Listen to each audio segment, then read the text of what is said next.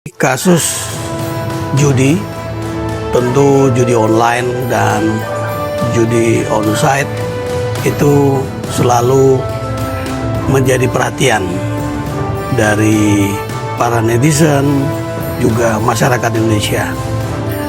Kalau kita melihat judi dari sudut pandang agama, tidak ada agama yang membolehkan untuk judi.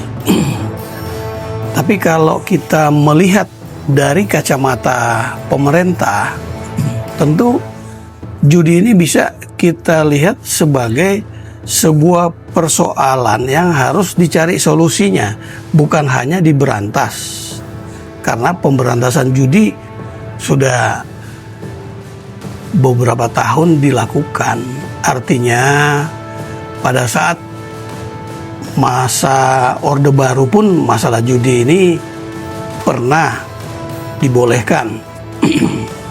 Walaupun di Undang-Undang KUHP dilarang, tapi ada solusi untuk mengelola, menangani kasus judi ini secara ilmu pengetahuan, manajemen penanganan judi. Artinya kalau judi itu kita lihat sebagai sampah, maka di sebuah rumah perlu ada tempat sampah, sehingga sampah itu tidak berserakan di mana-mana. Demikian juga judi. Ketika judi itu ditempatkan di satu tempat yang tentunya jauh dari sentuhan masyarakat, terutama anak-anak dan yang tidak layak untuk berada di lokasi judi. Kita benchmark aja kepada Malaysia yang menempatkan judi di Genting Highland, dan juga Singapura yang menempatkan judi di Sentosa Island. Cina juga menempatkan judi di Macau. Di Amerika juga sama, Las Vegas. Artinya itu ada tempat di mana bisa secara resmi diambil pajaknya untuk judi ini. Devisa negara tidak lari kemana-mana karena masyarakat Indonesia yang memang senang untuk melakukan judi tidak bisa dihambat. Dia berangkat ke luar negeri untuk wisata, tapi di dalamnya juga melakukan judi, itu kan tidak bisa dilarang. Nah, oleh karena itu dikelola dengan baik sehingga devisa negara kita tidak hilang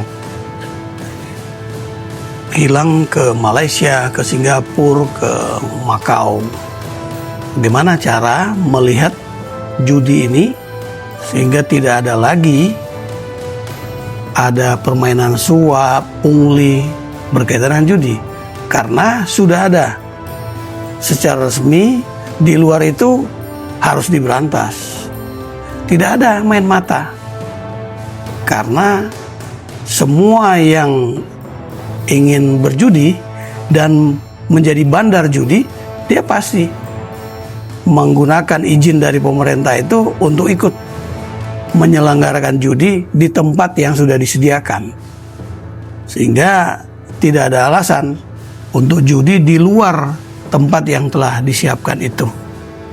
Nah, bagaimana kita melihatnya secara bersinergi satu sama lain? Tokoh agama pun perlu didekati dengan cara berpikir bukan dari kacamata agama, tapi judi dijauhkan dari masyarakat, tapi dikelola dengan bijak.